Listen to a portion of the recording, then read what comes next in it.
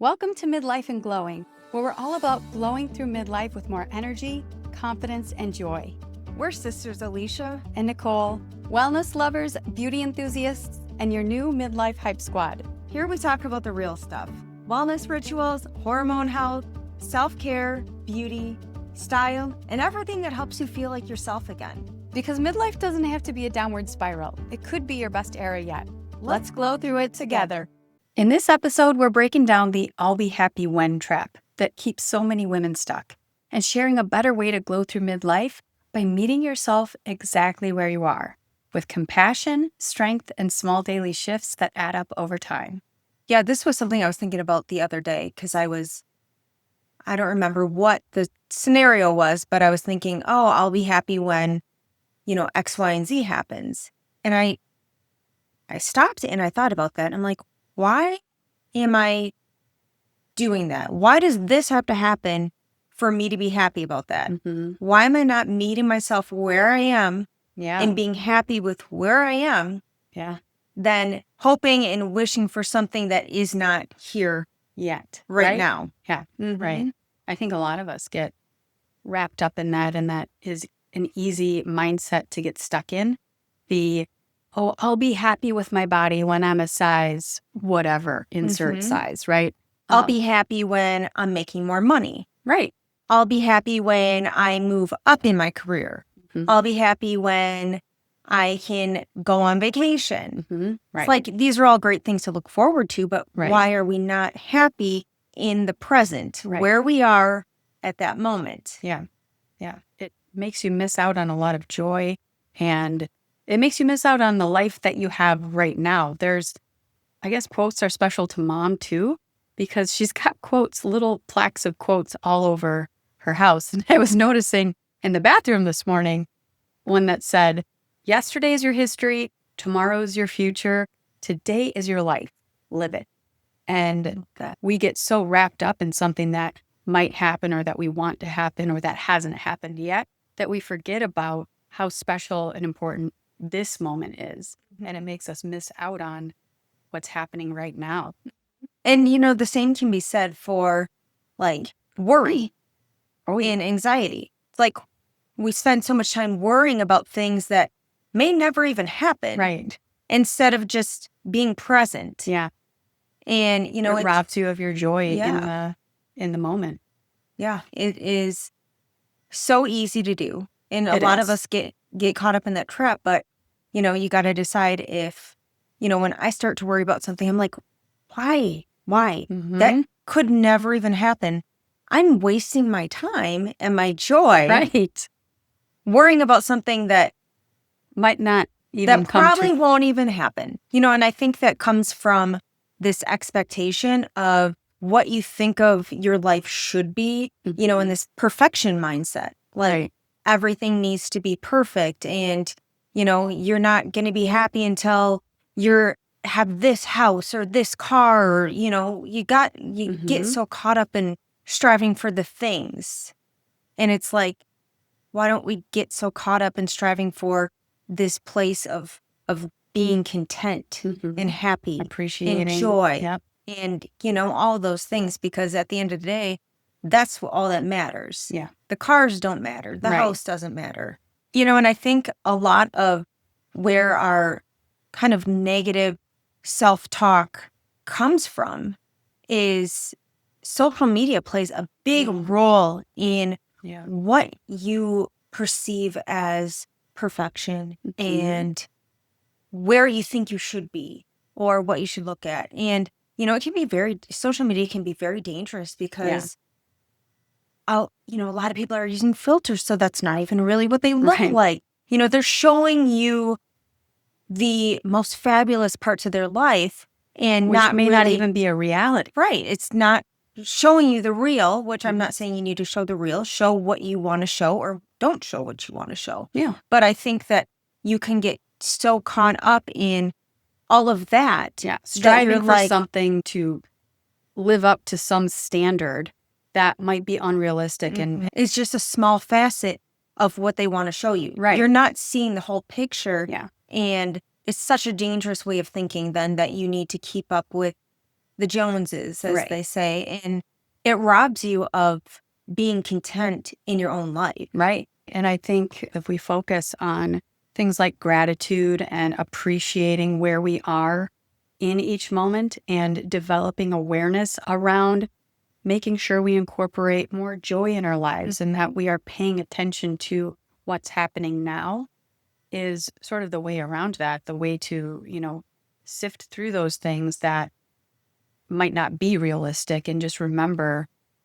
To meet yourself where you are. Right. And to be content. And I'm not saying don't strive for better. Yeah, we can do both. We can be happy with where we are and want more at the same time. It's not bad to want more. It's when you want that so much that you can't appreciate yourself or your life or your situation right now.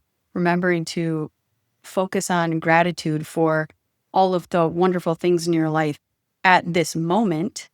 And also, yes, it's totally great to want more and to strive for more, but not forgetting to keep the gratitude and the awareness of what is going on in the present moment and not allowing those things to rob you of your life that's happening right now.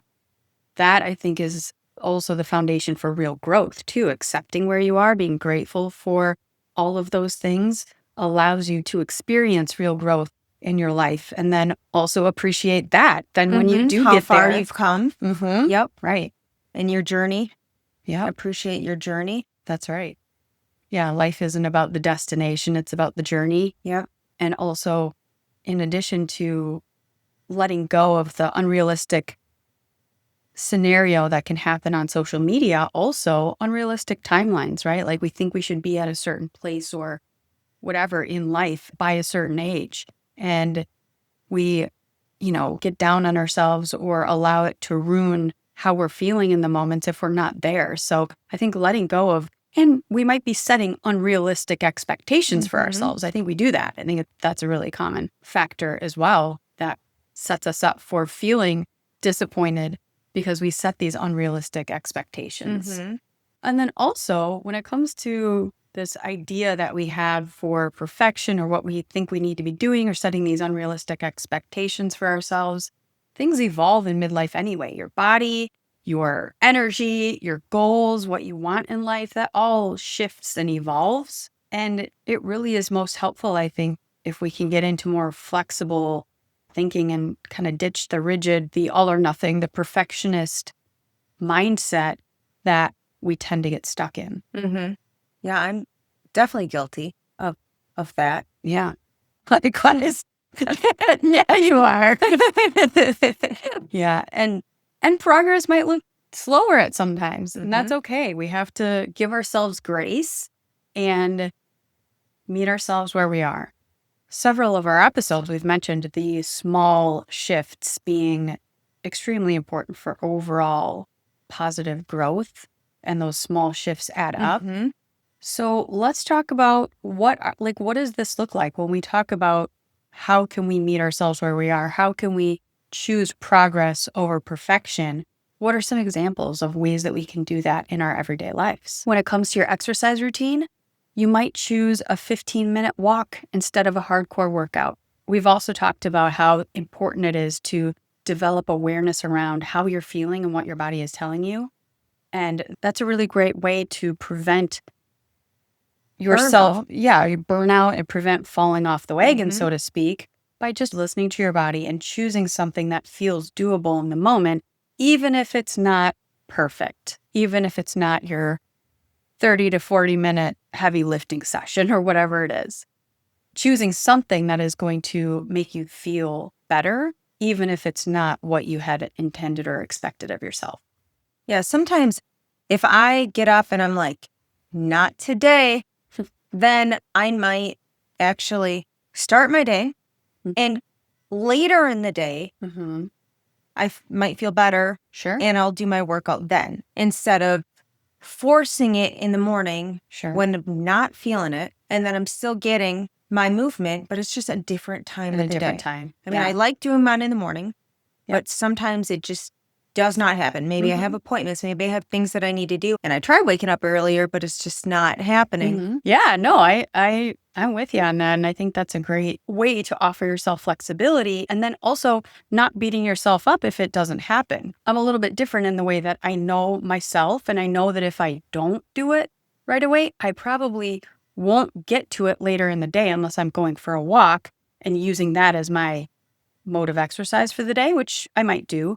But the way that I might meet myself where I am in that scenario is I would just choose a lower intensity workout or choose a different form of movement at that point in time, or even a shorter workout. Maybe I would say, okay, I'm not feeling it today, so I'm just going to do 10 minutes and see how I feel. There's so many different alternatives that you could do instead of pushing it, where it might burn you out or make you feel like you're a failure, or, those negative thoughts give the whole exercise a negative tone in your mind. Right. Another one that I think trips people up is nutrition. And they feel like, oh, if I can't get it perfect, if I can't get it right, then I'm just not going to do it. But if you could just swap one meal a day to be blood sugar friendly without overhauling everything, that's a positive step in the right direction. That is definitely a win. And we have to focus on those small wins, celebrate those small wins when we aren't perfect with everything. It is okay. You can get back on track with your next meal or snack.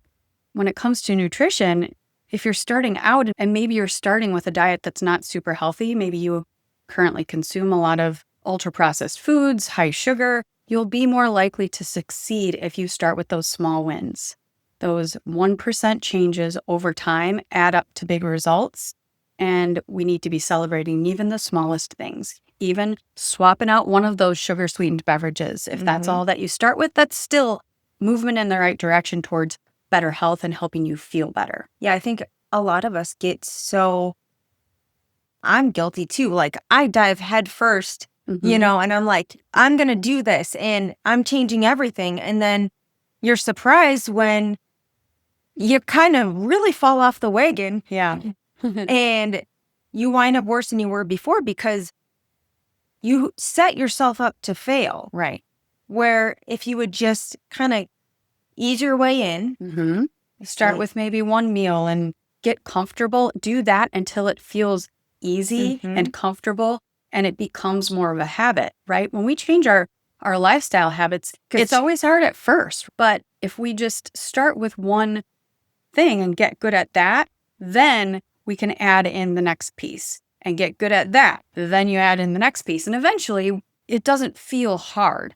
But when you start, if you're trying to do too much, there's too many pieces that are difficult. And if you just started with the small part, it would feel easier. You would set yourself up for success. You would feel those small wins. And then that would help you build momentum so that you can eventually get to a place where you're happy with your entire nutrition plan. But trying to get it all right, completely overhaul everything in one go can be really tricky and set you up for disappointment. Another way we can implement progress over perfection is by taking 5 deep breaths before reacting to stress. This is a tough one. This is. You're always so prone to react before you take a minute and you might be having regret over your reaction, really. Because if you take a minute, you can respond in a way that you actually feels aligned with, how you want your behavior to be, right? So it's definitely challenging, but it leads to less stress in the long run. Well, on the other side of that is when you're taking those 5 deep breaths, you're activating your parasympathetic nervous system too, right? So you're supporting your body's relaxation response.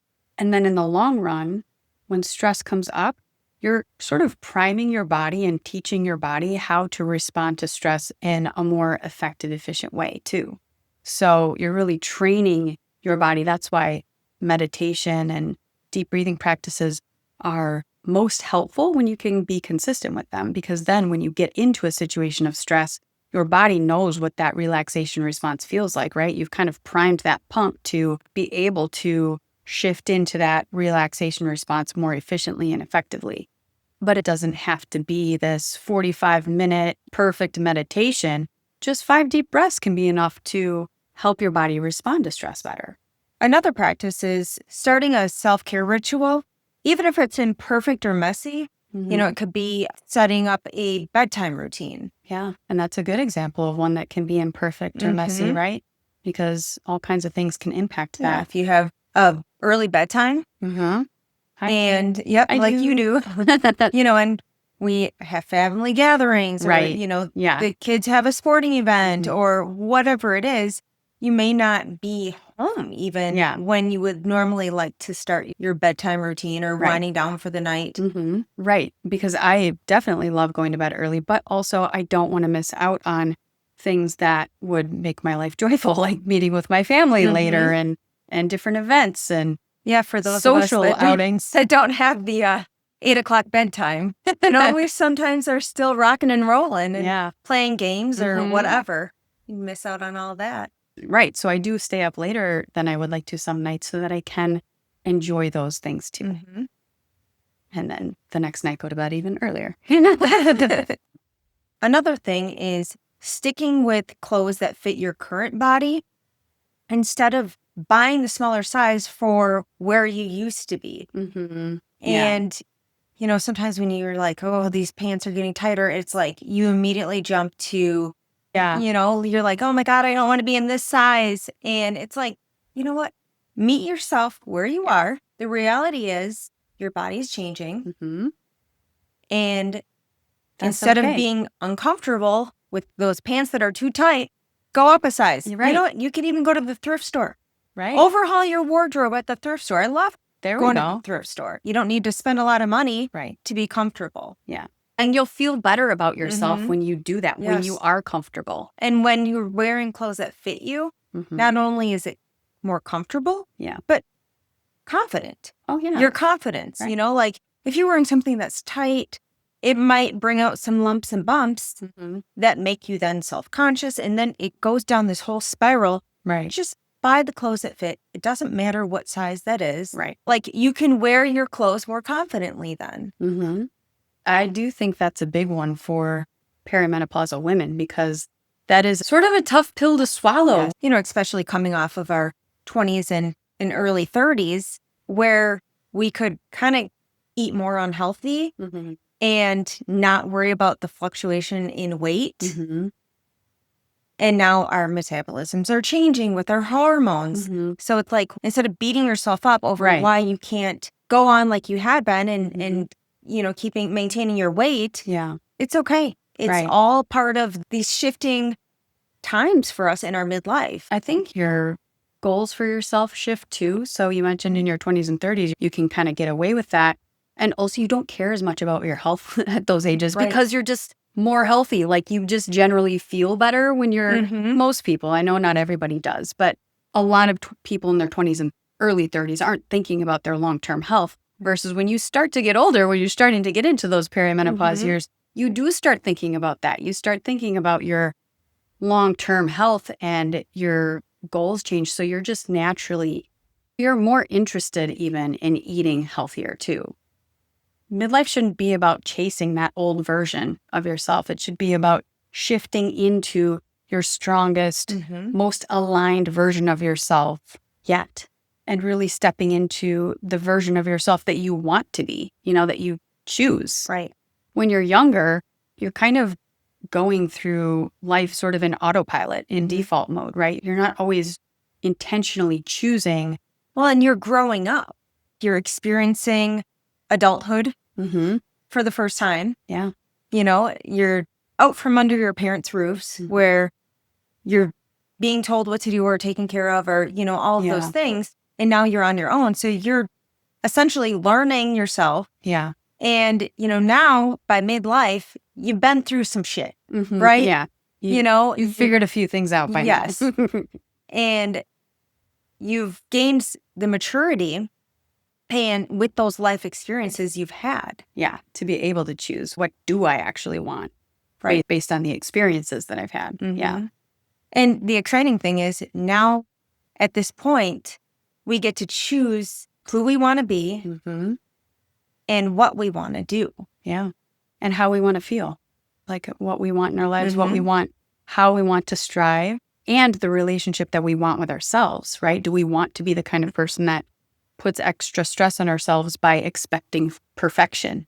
Right. Or would we prefer to give ourselves a little bit of space in, slowly accomplishing things that are going to lead to long-term health, happiness, etc.? Yeah, we get to choose how we show up. Right. If today's message is resonating with you, if you're ready to start supporting your health without the pressure to be perfect, we'd love for you to grab our free Daily Glow Rituals Guide. It's full of simple, doable practices you can start layering into your days right now, exactly where you are. You don't need a full life overhaul to start feeling better, just one small glow ritual at a time. You can grab it for free in our show notes. In this week's Glow Bite, we're going to talk about why rest is actually a power move. Thanks for hanging out with us on Midlife and Glowing. If you loved this episode, it would mean the world to us if you'd follow the show, leave us a review, or share it with a friend who's glowing through midlife right alongside you. Let's make it our best era yet. We'll see you next time.